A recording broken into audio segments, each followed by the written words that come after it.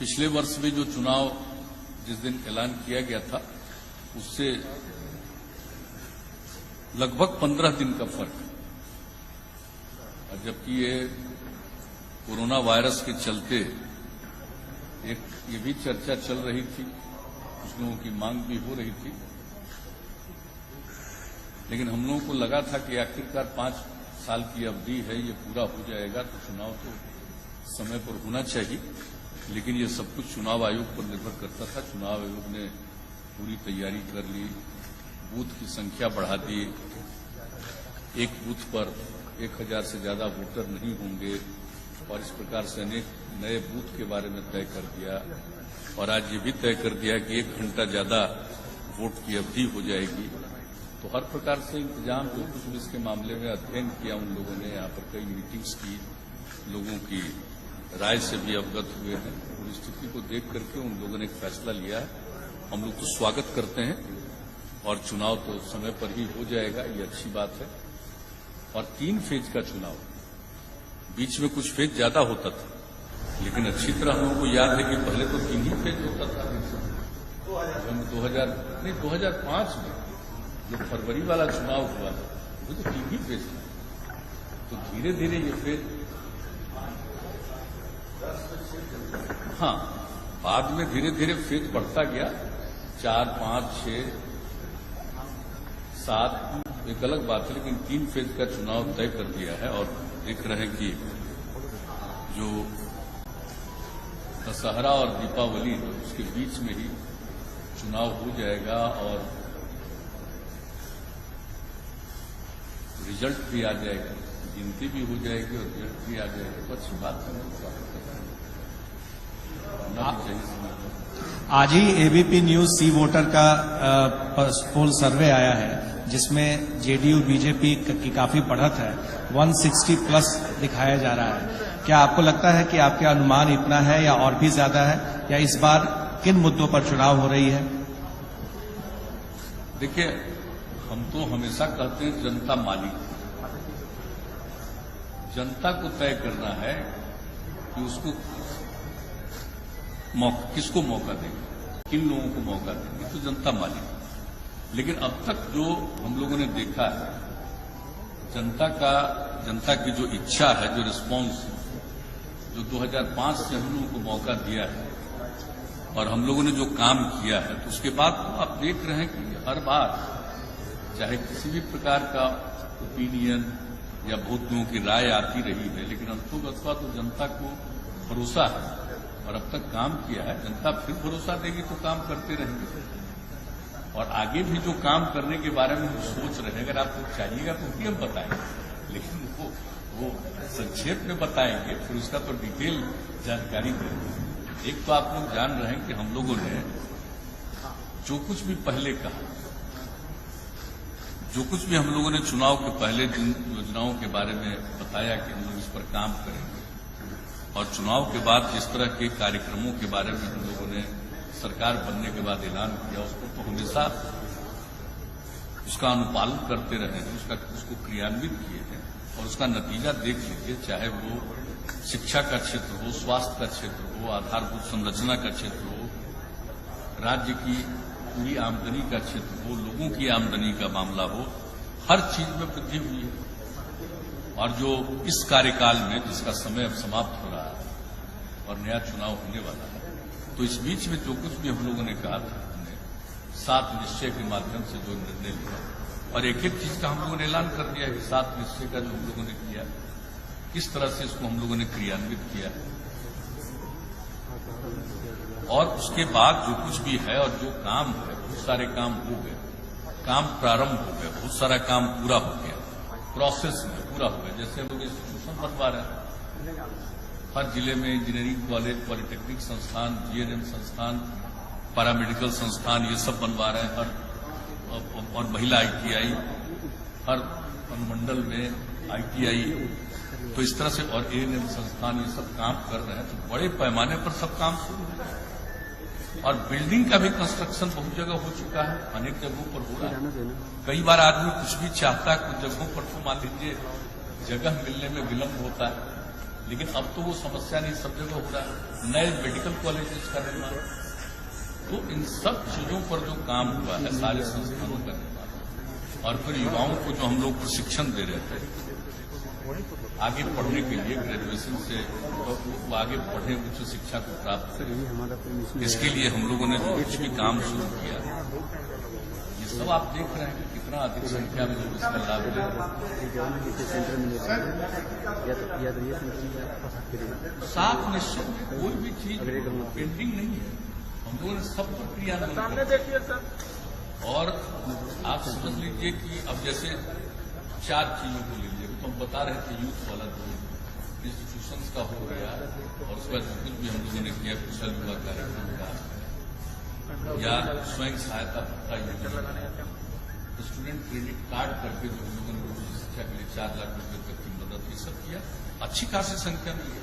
और जो कुशल विवाह कार्यक्रम किया, 10 लाख से ज्यादा युवाओं ने प्रशिक्षण लिया। और जो हमारी उस पर यही राय थी, आप लोगों को ध्यान में होगा, हमने शुरू से कहा कि कोई भी आदमी को काम चाहिए तो उसको काम के लिए तो ट्रेनिंग होना चाहिए, तो उसके लिए जो कुछ भी हम लोग उसको ट्रेनिंग का इंतजाम करें, बेहतर संवाद करें, हर तरह से बात करें, तो एक एक चीज पर जो भी काम किया, कंप्यूटर पर काम करना सिखाया, तो एक एक चीज उसका लाभ 10 लाख लोगों ने लिया। स्वयं सहायता भत्ता योजना का भी लाभ लोगों ने लिया। तो जो कुछ भी हो, और जो हम लोग स्टूडेंट क्रेडिट कार्ड योजना चलाए उसका भी किया, ये सब तो स्टूडेंट वाला हम बता। जब महिलाओं को 35% का जो आरक्षण था हर क्षेत्र में सरकारी सेवाओं में, अब उतनी महिलाओं का नियोजन होने लगा। पुलिस वाले में अगर देख लीजिए तो जितना पुलिस में अब महिलाएं बिहार में आ रही थी, उतना शायद ही किसी राज्य से, वो हर तरह से काम किया। और इसके बाद जो बाकी 4 और 7 निश्चय के अंतर्गत था, हर घर नल का जल, हर घर तक बिजली पहुंचाना, हर इच्छुक परिवार तक, हर घर तक पक्की गली और नाली का निर्माण और शौचालय का निर्माण, देखिए काम बहुत तेजी से। और आपको मालूम है कि हमने इसके बारे में विस्तृत रूप से फिगर दिया है, और आप लोग चाहिएगा तो हम उसको फिगर को जो अब हम है रिलीज भी कर देंगे अपनी तरफ से। आज जो हम बात कर रहे हैं सारे फिगर्स, और जान लीजिए कि अक्टूबर तक जो कुछ भी हमने घोषणा की हो ही जाएगी। और जहां तक शौचालय वाली बात है वो लगभग पूरा हो गया है। और बापू जयंती के अवसर पर 2 अक्टूबर से समझ लीजिए कि उसका पूरे तौर पर वो काम पूरा हो जाएगा। सामुदायिक भी हम लोगों ने बनवाया है, जिसको अपने घर में, घर ऐसा है नहीं कि गरीब लोगों को, तो सामुदायिक भी बना दिया हम, और बना करके एक एक चाबी उसको दे दिया कि उसको आप देखिए। शहरों में भी किया, तो अभी हाल ही में आपने देखा कि कितना उसका हम लोगों के द्वारा उद्घाटन हुआ। तो एक एक चीज करता है, और आप समझ लीजिए कि ये सब काम किया है। और इस प्रकार से और भी कई योजनाएं जो हम लोगों ने चलाई, 18 में, इसके अलावे भी 7 निश्चय के अलावे जो बहुत सारा काम हम लोगों ने शुरू करवाया, वो भी बहुत तेजी से काम हुआ। इसलिए जो कुछ भी काम, और पहले का भी काम, अब सड़क वाले में देख लीजिए कि सड़क वाले में पहले हम लोगों का था राजधानी पटना सुदूर इलाके से चलकर 6 घंटा से ज्यादा समय नहीं लगे, और उसके बाद हम लोगों ने लक्ष्य रख दिया 5 घंटा का समय। अब उस पर जितना तेजी से काम हो, सड़कों का चौड़ीकरण, बाईपास, फ्लाईओवर, कितना तरह का चीज हम लोगों ने उसको एलिवेटेड रोड, ये सब कुछ करवाया, और उस पर कितनी योजनाओं को हम लोगों ने स्वीकृत किया, एक एक क्षेत्र में काम हुआ। तो इसलिए देखिए, हमने जो कुछ भी शुरू से वादा किया और जिस बात की घोषणा की, उसका एक एक काम हम लोगों ने किया। और इस बार भी जो हम 7 निश्चय का बता दिए, और कई योजनाओं के बारे में जो भी काम किया, उसका कितना लाभ लोगों को हुआ, महिलाओं के लिए कितना किया कि भाई घर में अगर लड़की पैदा हो तो खुश होना चाहिए, तकलीफ में नहीं जाना चाहिए, और उसके लिए जो जो और नई नई स्कीम हम चला करके दिए, उसका सबको लाभ कितना मिल रहा है। सर एक चीज बताइए, पिछली बार आप गए थे सर, पिछली बार चुनाव में जब आप गए थे तो 7 निश्चय आपने उसको डिवाइस किया था, प्रोग्राम किया था, जिसको आपके अदर एलाइज ने अडॉप्ट किया। इस बार क्या आप वैसा ही कुछ करने वाले हैं अगले 5 सालों के लिए? मेरा दूसरा सवाल आपसे है कि जब भी विधानसभा चुनाव लड़े हैं तो उसका इतिहास ये रहा है कि आप बीजेपी से ज्यादा सीटों पर चुनाव लड़े हैं। तो क्या आपकी आकांक्षा है कि लोकसभा में आप बराबरी पर लड़े, इस बार आपको ज्यादा सीटें मिलनी चाहिए? तीसरी बात है सर, क्या आपको लगता है कि रामविलास पासवान की अब आपको एनडीए में कोई जरूरत नहीं रही? देखिए, आपने जो पहला प्रश्न किया कि जैसे पिछली बार 7 निश्चय पर चले तो आगे आपका क्या है, ये बहुत ठीक आपने पूछ दिया। हम आपको बता देते हैं कि जैसे पिछली बार हम लोगों ने 7 निश्चय जो पहला चलाया, वो पहला 7 निश्चय, अब अगर मौका मिलेगा तो दूसरा 7 निश्चय के बारे में हमने सोच लिया। उसी तरह से योजनाएं सब लोगों के लिए 7 निश्चय 2, 7 निश्चय 1, इस पर तो हम क्रियान्वित कर दिए। और एक बात हम बता देते हैं, जो हम 7 निश्चय 2 की बात कर रहे हैं उसमें हमने यह भी प्रावधान रखने के बारे में निर्णय किया है, मन है मेरा, कि भाई जो भी हम काम कराएंगे उसका अनुरक्षण होगा, मेंटेनेंस होगा। ऐसा नहीं है कि हम किसी के लिए कुछ बना दिए, हर घर नल का जल दे दिए, उसका मेंटेनेंस अगर नहीं हो, हर घर तक पक्की गली और नाली का निर्माण कर दिया, उसका मेंटेनेंस नहीं हो, बिजली का कनेक्शन दिया, उसका मेंटेनेंस नहीं हो, ये ठीक बात नहीं है। शौचालय वगैरह का तो हर चीज का मेंटेनेंस जैसे हमने पहले ही से कर दिया, सड़कों का और पुलों का मेंटेनेंस के लिए हमने पॉलिसी बना दी और उसके हिसाब से कहा, और इसको हम तो एकदम बिल्कुल इसको लोक शिकायत निवारण कानून के अंतर्गत भी डाल दिए, ताकि अगर कोई गलती करेगा, मेंटेन नहीं करेगा, अनुरक्षण नहीं करेगा तो न सिर्फ अनुरक्षण किया जाएगा बल्कि इसके लिए जिम्मेदार व्यक्ति के ऊपर कार्रवाई भी की जाएगी। एक बात मुझे बताया, तो अब भी पुनः एक और 7 निश्चय के बारे में हमने सोचा। अगर आप कहिएगा तो उसके बारे में कुछ बताते हैं, जो हम सोचे सच्चे थे उसका डिटेल तो फिर हम रिलीज करवाएंगे, उसका एक एक आइटम और उस तरह से करके। अभी मोटे तौर पर जो हमने सोचा, और इसके बारे में ऐसा मत समझिएगा, हम जो काम कर रहे हैं तो हम फीडबैक लेने की भी कोशिश करते हैं कि लोगों के मन में क्या है। हम अगर कोई काम करवा रहे हैं तो पहले कुछ नहीं था, अब काम हो रहा, तो लोगों की इच्छा होती है कि हमारा और ये काम होना चाहिए। तो इसको भी इतने दिनों पर काम करते हुए हमने जो आकलन करने की कोशिश की और एक तरह से कहिए कि उसके बारे में फीडबैक लेने की कोशिश की, तो उसके बाद अब मेरे मन में आया कि साहब हम लोगों को पुनः एक और 7 निश्चय, इसके बाद दूसरा फेज 7 निश्चय का हम लोगों को शुरू करना है और हम लोगों को सक्षम बिहार, स्वावलंबी बिहार, सक्षम बिहार, स्वावलंबी बिहार, और इसके लिए 7 निश्चय, दूसरा 7 निश्चय सेकेंड फेज शुरू करेंगे। और पहला है यूथ के लिए हम लोगों ने सोचा है, पहला है हमारा युवा शक्ति बिहार की प्रगति। अब उसमें युवाओं को, एक तो सबको मालूम है कि भाई राज्य सरकार में या कहीं भी केंद्र सरकार में या किसी भी राज्य में हर एडुकेटेड व्यक्ति को या किसी को भी, सबको तो सरकारी नौकरी नहीं मिल सकती, उसकी तो एक सीमा है, लेकिन उनकी ट्रेनिंग इतनी होनी चाहिए, न सिर्फ एजुकेशन बल्कि उसके अलावा उनकी ट्रेनिंग इस तरह से होनी चाहिए कि साहब उनको काम मिले, हर प्रकार का काम मिले। इसके लिए जो हम प्रशिक्षण का काम कर रहे हैं उसमें और सुधार लाए।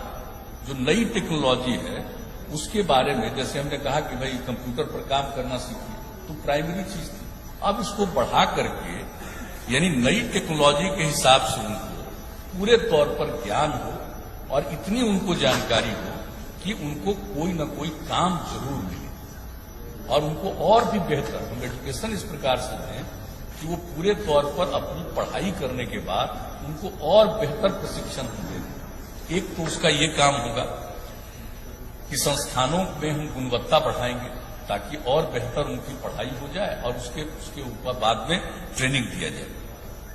हर जिले में मेगा स्किल सेंटर, मार्गदर्शन, नई स्किल में प्रशिक्षण जिसका हम जिक्र कर रहे हैं, उस तरह का कुछ करेंगे। हर प्रमंडल में टूल रूम, स्किल एवं उद्यमिता हेतु नया विभाग बनाए, यानी लोगों का स्किल करना, उद्यमिता को बढ़ावा देना, इसके लिए एक अलग डिपार्टमेंट हम लोग बनाएंगे। आईटीआई और पॉलिटेक्निक सहित सब नया विभाग, सब यानी उसमें आईटीआई को भी डालेंगे, पॉलिटेक्निक इंस्टीट्यूशंस को भी डालेंगे। जितने प्रकार का हम प्रशिक्षण करते हैं इन सब लोगों बेहतर प्रशिक्षण के लिए एक डिपार्टमेंट बनाएंगे, स्किल एवं उद्यमिता हेतु नया विभाग, एक विभाग बना करके और उसके माध्यम से इस तरह से लोगों को एडुकेशन के अलावे उनका प्रशिक्षण हम पूरे तौर पर करें ताकि उनको काम मिल सके या खुद भी अपना कुछ काम कर सके और लोगों को भी काम में शामिल कर सके। तो इस तरह का हम लोग करना चाहते हैं। और अगर कोई उद्यमिता विकास के लिए काम करेगा, आपको मालूम है नई हम लोगों ने औद्योगिक नीति भी बना दी, उद्यमिता के विकास के लिए हम लोग मदद देने का भी निर्णय कर लिए। लेकिन जो उद्यमिता विकास जो करेगा, कोई भी काम करना चाहेगा, किसी भी प्रकार का उद्यम, कोई नया यूथ, तो उनको हम मदद करेंगे।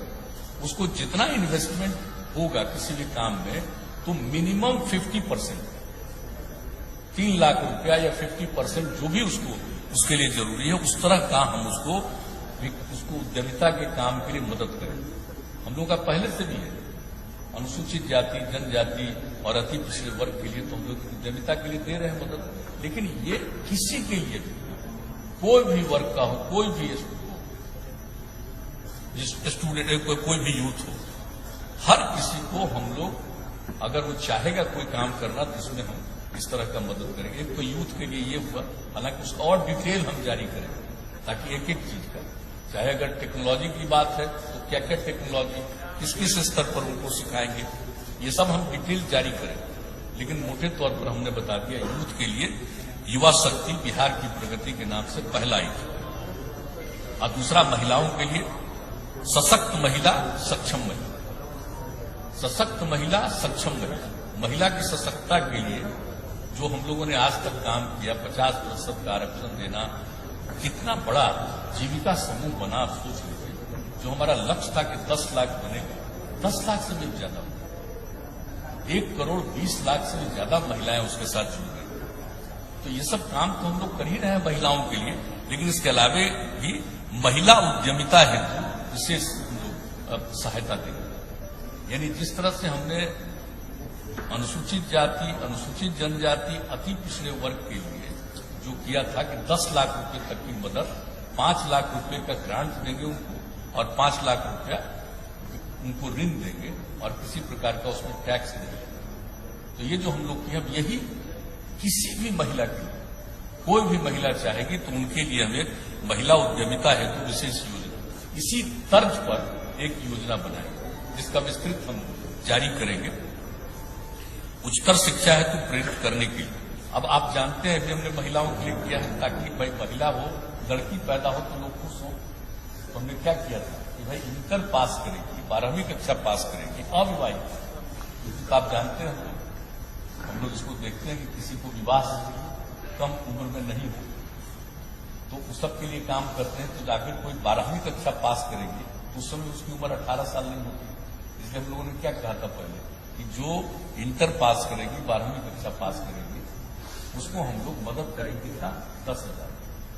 और अगर कोई भी उस विवाहित भी हो जाएगी, स्वाभाविक है, ग्रेजुएशन कर लेगी, तब उनको हम 25,000 रुपये दे रहे हैं। अब हमने तय कर, अब अगली बार आपके लिए तय कर दिया है कि भाई कोई भी लड़की इंटर कर लेगी तो उसको 25,000 रुपया देंगे आगे की, और अगर ग्रेजुएशन कर लेगी तो 50,000 रुपया देंगे हर महिला की, हर लड़की की। तो ये भी हम लोगों का है सक्षम महिला के लिए, सशक्त महिला, सक्षम महिला। और क्षेत्रीय प्रशासन में आरक्षण के अनुरूप महिलाओं की भागीदारी बढ़ाई जाएगी। देखिए, सिर्फ नौकरी देना नहीं का मतलब, जहां भी जिस लेवल पर होता है, जैसे अब मान लीजिए थाना, जैसे ब्लॉक, अंचल, सब डिवीजन, जिला, ये सब जगहों पर हम जैसे महिलाओं को रिजर्वेशन दे रहे हैं, उसी तरह से ये इंश्योर्ड होगा कि सारे इस प्रकार की जगहों पर महिलाओं का रिप्रेजेंटेशन पूरा होना चाहिए। तो ये हमारे अगले 7 निश्चय का, द्वितीय 7 निश्चय का ये हमारा है, महिलाओं के लिए इतना करने का। और उसके बाद आप जानते हैं, तो पहले ही से कह चुके हैं, एक और हर खेत में सिंचाई के लिए पानी पहुंचाएगा। ये हम पहले से बोल रहे हैं, आप जान रहे हैं, इस साल के हम शुरू से बोल रहे हैं, उस समय कोरोना वगैरह नहीं आया था, तब से ही हम बता रहे हैं कि हर खेत में सिंचाई के लिए पानी पहुंचाएंगे, ये एक हमारा निश्चय है। ये तीसरा हो गया। चौथा, स्वच्छ गांव समृद्ध गांव। अब हर घर तक बिजली तो पहुंचा दी, अब हर गांव में, हर अनुमंडल, ये गांव ही नहीं कहिए, हर गांव में पूरे तौर पर, सिर्फ पंचायत की बात नहीं कर रहे, हर गांव, चाहे गांव हो मोहल्ला हो, एकदम बिल्कुल हम लोग सोलर स्ट्रीट लाइट लगवाएंगे। हर गांव सोलर स्ट्रीट लाइट, ये हमारा अगला निश्चय, गांव को विकसित करने का। स्वच्छ गांव समृद्ध गांव। और ठोस एवं तरल अपशिष्ट प्रबंधन, इसका ट्रायल करवा करके देखें, कंप्लीट एकदम ठोस और तरल अपशिष्ट प्रबंधन का हर गांव का इंतजाम, मैंने कोई भी गंदी चीज नहीं रहेगी। और हमने तो प्रयोग देखा है, एकदम बिल्कुल सब चीज को अगर ठीक किया जाता है तो उसका उपयोग 85% होता है। जिसको वेस्टेज मान करके लोग फेंकता है, 85% उसका इस्तेमाल होता है और बेहतर ढंग से होता है। और सब चीज का किस प्रकार से हम उसको अच्छा बेहतर ट्रीटमेंट करके किस तरह से कोई काम कर सकते हैं, तो ये प्रयोग करके देखा गया। तो अब लोग अगली बार करेंगे ठोस एवं तरल अपशिष्ट प्रबंधन। और जैसा हमने कहा था कि पूर्व का जो 7 निश्चय योजनाओं के अंतर्गत जो भी हम काम किए, उसका अनुरक्षण, मेंटेनेंस, ये हर हालत में उसका मेंटेनेंस हो। ये नहीं है कि किसी चीज को दे दिया और वो चीज आगे उसके लिए खराब हो, ये नहीं हो। उसको मेंटेन करके चलाना है हर तरह से, जिसका हम जिक्र कर दिए। और पशु एवं मत्स्य संसाधनों का विकास, वो गांव में रखते हैं, पशु एवं मत्स्य संसाधनों का भी विकास करने के लिए उनको जो मदद कर सकते हैं वो करेंगे पूरे तौर पर।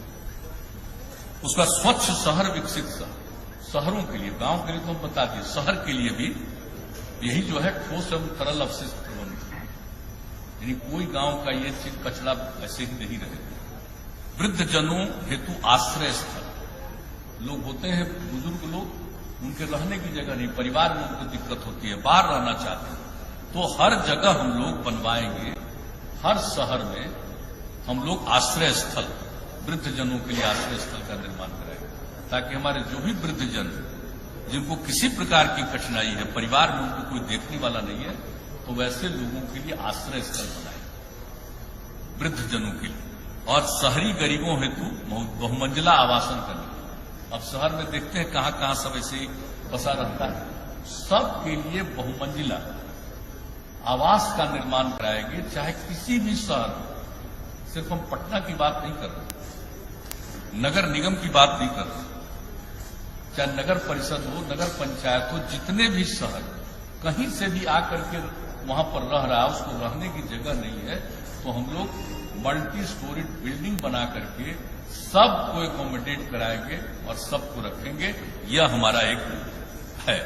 और जितने सभी शहर और महत्वपूर्ण नदी घाट, सिर्फ शहर ही नहीं, अब जैसे पटना शहर गंगा नदी के किनारे, इस तरह से जो भी शहर या कोई भी जहां घाट है, उसके घाटों पर विद्युत शवदाह गृह सहित मोक्ष धाम का निर्माण।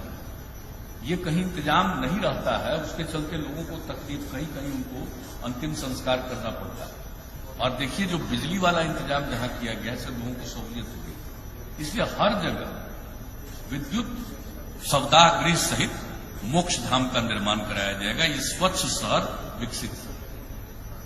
छठा, सुलभ संपर्कता। अब एक बात हम पहले ही कह चुके हैं कि गांव को तो हर गांव को पक्की सड़क से जोड़ने का लगभग काम पूरा हो गया, हो रहा है, हो जाएगा। लेकिन इसके अलावे कई गांवों को जोड़ करके बेहतर सड़कों के साथ उनका जोड़ना उपयोगी है। मान लीजिए प्रखंड में जाना है, अनुमंडल में जाना है और कोई जरूरी जगह पर जाना है, तो उसका भी हमने पूरे तौर पर सर्वेक्षण करके गांव-गांव को जोड़ करके बेहतर सड़क तक पहुंचाने के लिए, ताकि उनको किसी भी प्रकार की सुविधा नहीं। तो आसपास के गांव को जोड़ते हुए मुख्य पथों और महत्वपूर्ण स्थानों तक संपर्कता हेतु नई सड़कों का निर्माण, जैसा हमने कहा, चाहे अनुमंडल हो, थाना हो, प्रखंड हो, ताकि किसी प्रकार की दिक्कत नहीं।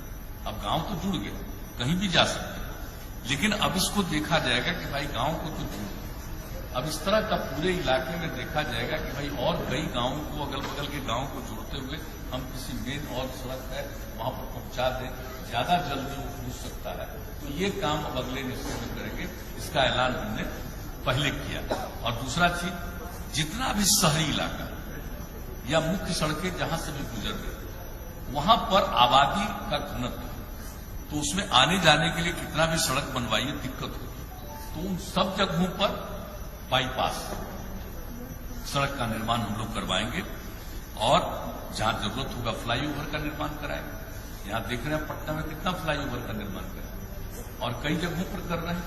तो उसी तरह से हम लोग करेंगे, अपनी तरफ से जितनी सड़कें उसका करेंगे।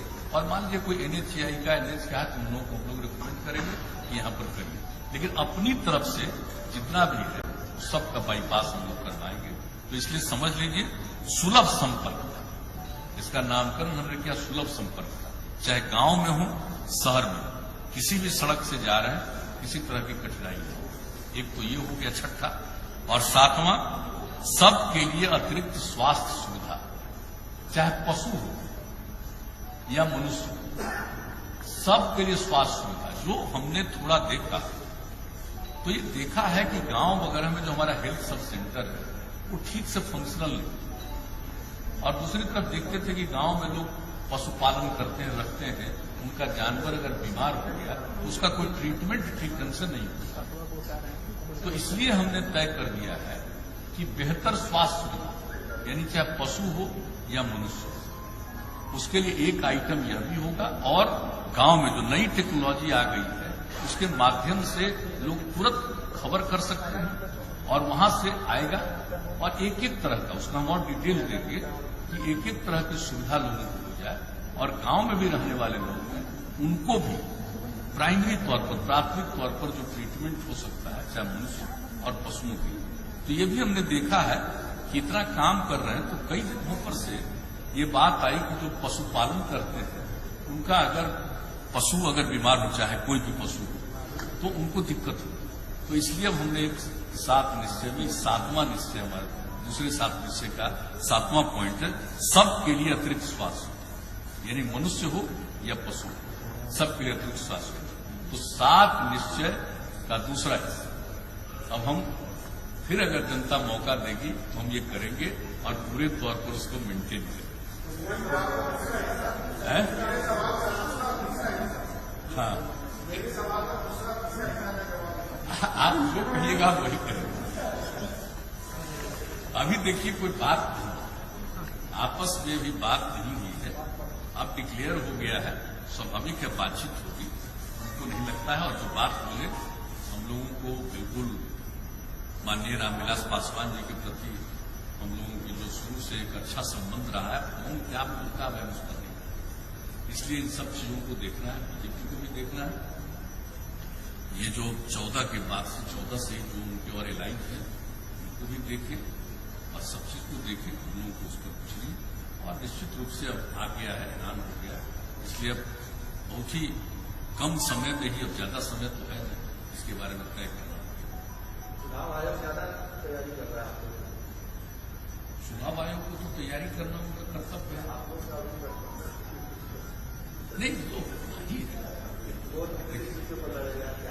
नहीं तो है ही, हम लोगों की तरफ से तो किसी प्रकार का कोई है नहीं। जो भी होगा बातचीत, हमको लगता है वो लोग अपना उन लोगों के साथ बातचीत कर रहे हैं और बातचीत का अंतिम रूप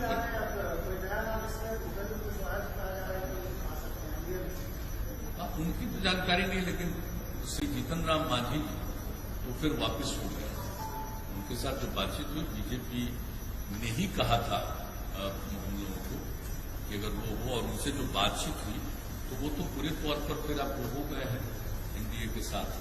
आपको लगेगा कि मांझी जी के आने के बाद आपको रामविलास की जरूरत नहीं, ऐसा नहीं। देखिए, जो भी लोग हैं बीजेपी के साथ हैं, उन लोगों को देख लें, उनकी इच्छा थी।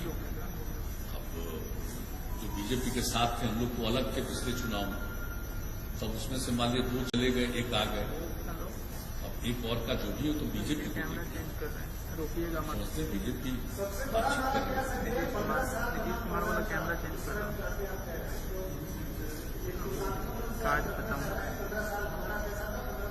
जी हाँ, बिल्कुल, हम तो प्रारंभ से ही कर रहे हैं और हमने तो 7 तारीख को जो मेरा पॉलिटिकल था यही शेयर किया, हमने इस बात को कह दिया कि 15 साल का काम देख लीजिए और नई पीढ़ी तक, यूथ तक एक एक चीज को बता दीजिए, क्योंकि जो कम उम्र का आदमी उस बेचारे ने देखा नहीं है बुरा हाल, वो कहाँ महसूस किया अंधेरा को, या सड़क की क्या हालत थी, या शाम होने के पहले ही कोई घर से बाहर नहीं निकल सकता था लॉ एंड ऑर्डर का, या किसी चीज का।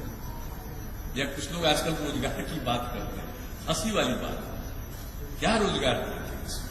अभी तो हमने फिगर जारी किया है, उसी समय 7 तारीख को हमने बता दिया था, बल्कि उससे ज्यादा ही रोजगार मिला।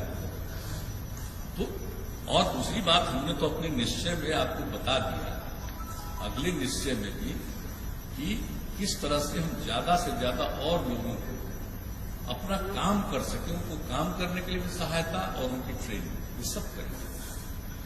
तो देखिए, कुछ लोगों की तो आदत है कुछ बोलते रहते हैं, खैर ठीक है, कोई जो चाहे वो बोले, उससे हम लोगों को कोई मतलब नहीं। लेकिन आज तक हम लोगों का जो काम है लोगों ने देखा है, भाई हम काम करते हैं, हम कहाँ बिना मतलब किसी के साथ उलझते हैं। हमको जाना रहता, हम लोगों के बीच में जाते हैं और सीधे उनके साथ संवाद स्थापित करते हैं काम। और हम तो बराबर कहते हैं कि भाई हमारा काम है सेवा करना, और हम तो हमेशा कहते हैं कि लोगों ने सेवा का मौका दिया तो सेवा करना ही हमारा धर्म है। तो सेवा का अवसर देते हैं, उनकी सेवा करना ही मेरे लिए धर्म है, हम वही सेवा करते हैं। तो हम लोगों को तो और कोई तो मन में कोई दूसरी बात रहती नहीं। और जनता मालिक है, और हम तो एक बात कहते हैं बार बार, अभी हाल ही में हमने कहा और शुरू से भी हम कहते हैं, मेरे लिए तो पूरा बिहार परिवार एक परिवार, और हम सब एक परिवार के सदस्य पूरे बिहार के। और कुछ लोगों को होता है पत्नी, बेटा, बेटी, वही परिवार। हमारे लिए तो पूरा बिहार परिवार है, चाहे वो मत माने, हम सबको मानते हैं कि परिवार के सदस्य। तो हम लोग का तो विचार अलग किस्म का है, इसलिए हम तो उसी के हिसाब से चलते हैं। और बाकी तो जनता मालिक है, वो काम करने का मौका देगी तो हम काम करेंगे, नहीं तो हमको क्या है, हम तो सेवा ही करते हैं ना, कोई दूसरा तो है नहीं।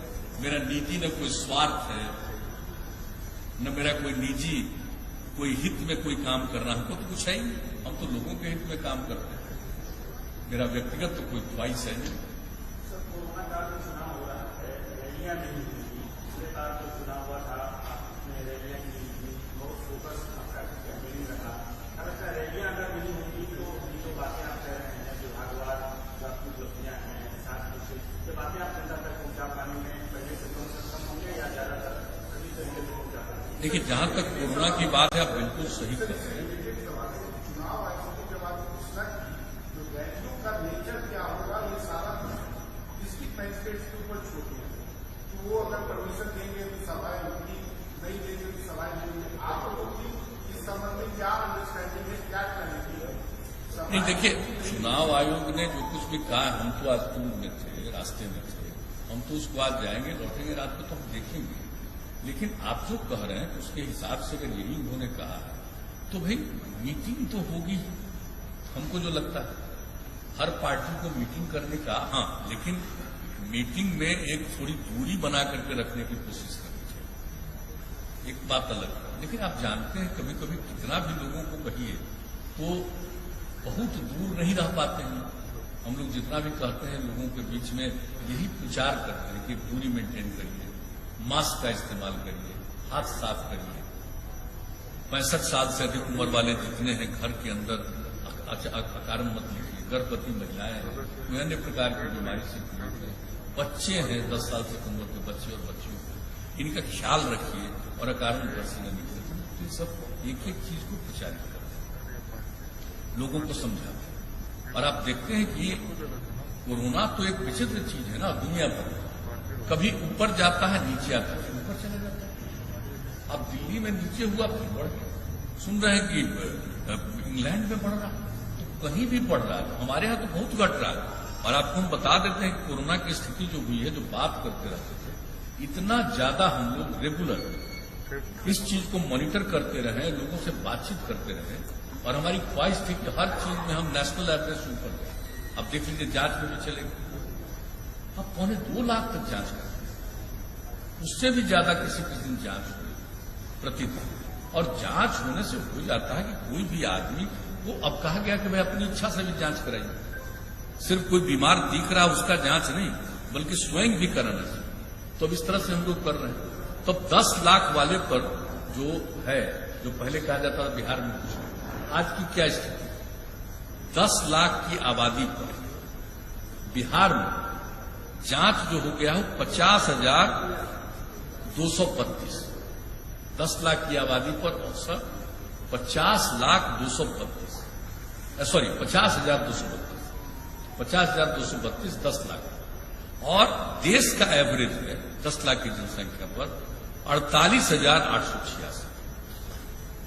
देश का एवरेज है 10 लाख की जनसंख्या पर जांच का 48,886, और हम लोगों के बिहार का बढ़कर के हो गया 50,232। अब इतना हम लोग जांच करवा करके लोगों को अलर्ट कर रहे हैं। और आप जान रहे हैं कि अब 91% से भी ज्यादा लोग ठीक हो गए हैं। लेकिन फिर भी हम लोगों को कहते रहते हैं कि भाई हम लोग कर रहे हैं, और हर प्रकार का इस्तेमाल 3 तरह का सिस्टम भी बना करके रखे हैं लोगों के ट्रीटमेंट के लिए। ये सारा काम किया, लोगों को मदद करना, डॉक्टर्स के द्वारा मदद करना, सब तरह की बात हो रही है। लेकिन ये कोई नहीं जानता है कि फिर ये बढ़ सकता है। तो लोगों को सचेत रहना है, सजग रहना। तो कोरोना वाले में तो जितना भी हो उसके लिए एक आम तौर पर करना चाहिए उसका ख्याल। लेकिन जब चुनाव होगा तो लोग तो जनसंपर्क करेगा ही ना, लोग तो जाएंगे ही ना जनसंपर्क करने। और वोट के बारे में तो तय कर दिया कि 1 घंटा बाद तक करेंगे, और 1 लाख से माने 1,000 से ज्यादा एक बूथ पर नहीं रहेगा। तो ये सब तो बात हो गई। तो उसी तरह से लोग जनसंपर्क तो करेंगे, लेकिन हम लोग देख लेंगे। हम लोग कोई मीटिंग में जाएंगे तो जो प्रावधान रहेगा उसके हिसाब से हम लोग पार्टी और अपने जो हम लोगों का अलायंस है उनके लोगों को यही कहा जाएगा कि उसी तरह से हम लोगों को करना चाहिए। और आप जानते हैं समय तो अब इतना है नहीं। आप देख लीजिए कि जिस दिन से नॉमिनेशन फाइल है, तो आप समझ लीजिए कि पहला बार जिस दिन नॉमिनेशन फाइल करके विड्रॉवल का लास्ट टाइम था, उसके बाद से ही ना प्रचार शुरू कर सकते हैं। तो उसको देख लीजिए तो कितना दिन मिलेगा? 1 महीना भी नहीं मिलेगा, 1 महीना से भी कम मिलेगा। तो पूरे बिहार में 3 फेज में है, तो कितना भी चाहेंगे तो हम लोग हर जगह तो नहीं जाएंगे।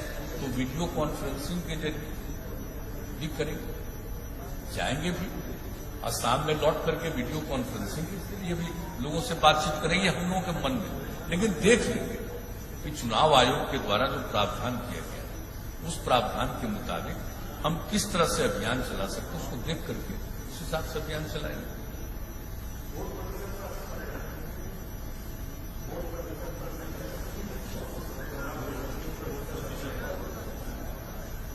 देखिए, हमको लगता नहीं है कि उतना ज्यादा कोई वोट प्रतिशत पर असर पड़ेगा, क्योंकि एक ऐसी चीज है ना कि चुनाव का जब कैंपेन शुरू हो जाएगा और इसकी बात शुरू होगा तो लोग जाएंगे। क्योंकि हम जो देखते हैं कहीं भी जाते हैं तो लोग कितने लोग दिख जाते हैं। तो ऐसा नहीं है कि लोग कन्फाइंड रहेगा, हमको नहीं लगता। हमको लगता है कि जरूर लोग वोट देंगे और ठीक ही रहेगा वोट का प्रतिशत भी। मेरी अपनी समझ जो है, लोगों को जितना हम आज तक समझते हैं और जिस तरह से जो भी हमारा अपना अनुभव है, हालांकि ये तो एक बिल्कुल विचित्र चीज है, ऐसा तो दुनिया में कभी था ही नहीं, इस तरह की कोई बीमारी और ऐसा कोई चीज, तो एक तो पृथक स्थिति है। लेकिन फिर भी जो मुझको लगता है कि कैंपेन भी होगा और वोटर के रूप में लोग पार्टिसिपेट भी करेंगे।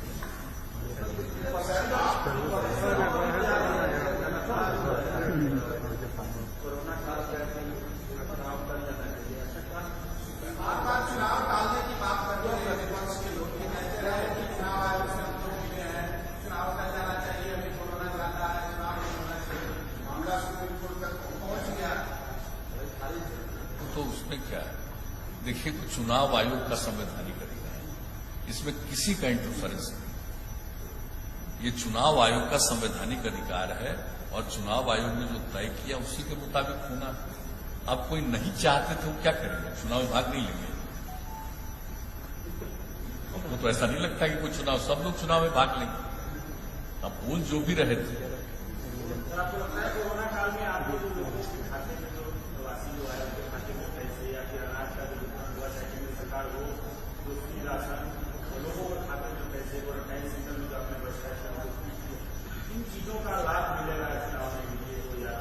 हम लोग तो अपना कर्तव्य निभाते हैं। हम नहीं सोचते हैं कि कोई लाभ या नुकसान की बात, वो तो मेरी ड्यूटी थी ना। हमने तो एक एक बात कह दिया है। बाहर जो लोग थे फंसे हुए, सबका फोन पर लोगों को मालूम है किस तरह से बात किया गया। सीएम ऑफिस में, आरसी के यहां और आपदा प्रबंधन का जो दफ्तर है यहां, वहां पर टीम लगा करके एक एक आदमी की बात, और तभी तो हम कहे कि वहां के सरकार को कहेंगे और लोगों को 1,000 रुपये का मदद। तो ये सब काम किए हैं और कई शहरों में और कई जगहों पर तो हम लोगों ने लोगों के खिलाने का भी इंतजाम किया। कौन सा काम नहीं। और जब लोग आए और बड़ा खुशी हुई कि ट्रेन की बात हम लोग भी चाहते थे, जब यहां पर आए तो यहां पर क्वारंटाइन सेंटर और जहां भी जिनको रखना था रखे। 8 जगह के लोग जो आ रहे थे उनको, बाकी लोगों को कहा गया होम आइसोलेशन में रहिए। सबको हम लोगों ने मदद किया। और क्वारंटाइन सेंटर में जो लोग रहे, आप देख लीजिए कि एक व्यक्ति पर 14 दिन में 5300 रुपया हम लोग खर्च किए। तो हर तरह से हम लोग को जो ड्यूटी थी, जो कर्तव्य था, तो हम अपना ड्यूटी करेंगे। ये हम थोड़ी कहेंगे कि हम जो ड्यूटी कर रहे हैं तो इसका हमको लाभ मिलेगा, या सोचते ही नहीं है कभी। ये तो मेरा ड्यूटी करना मेरा फर्ज है, ये तो सेवा का अंग है। एनडीए का सीट शेयरिंग जो है अभी तक नहीं हो पाया, तो क्या ये सीट शेयरिंग फेज वाइज होगा या पहले होगा, या आप लोग चिराग पासवान के जाने का इंतजार कर रहे हैं कुशवाहा की तरह? नहीं, ऐसा होने का विचार हमको लगता है कि जल्दी से जल्दी हो ही जाएगा, जल्दी से जल्दी हो ही जाएगा। सर, आप कह रहे हैं कि बिहार में काफी विकास हुआ है, प्रधानमंत्री आपकी लगातार तारीफ कर रहे हैं, लेकिन ये विकास जो है ये चिराग पासवान को दिखाई नहीं देता।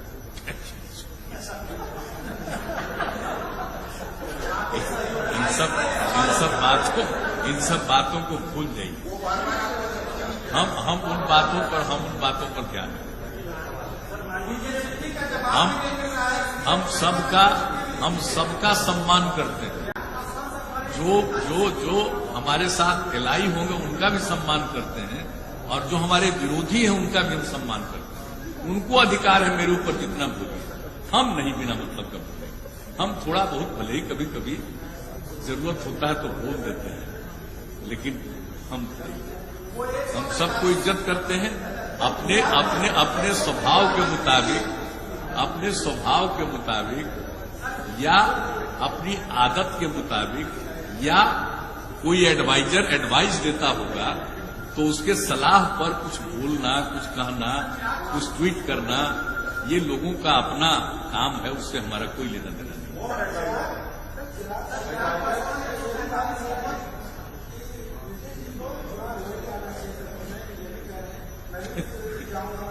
हमको नहीं पता।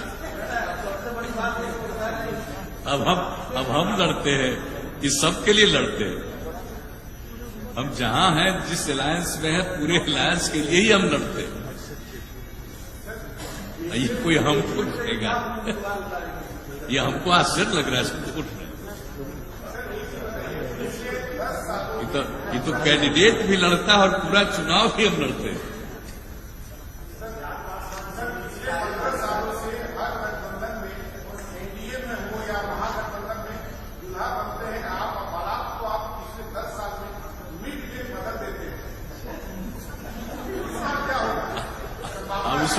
वो सबका तो उस समय बताए थे।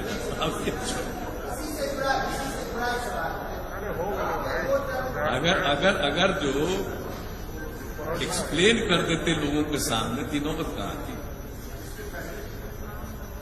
इसलिए अब उसको, अब जो कुछ भी हुआ चलिए, पुरानी बातें हैं, लेकिन आप देख लीजिए कि इतने दिनों से जो भी काम किया, अब आप याद कर लीजिए कि जो 15 में हमने ऐलान किया, आखिर अलायंस बदला, लेकिन एग्जीक्यूशन तो उसी का किया हमने ना। तो जो हम सब लोगों के, पूरे देश, पूरे बिहार के लोगों के सामने, जनता नहीं हम इनको अपना मालिक मानते हैं, उनके खिदमत में जो हम बात कहते हैं कि हम ये करेंगे, हम तो वही करते हैं।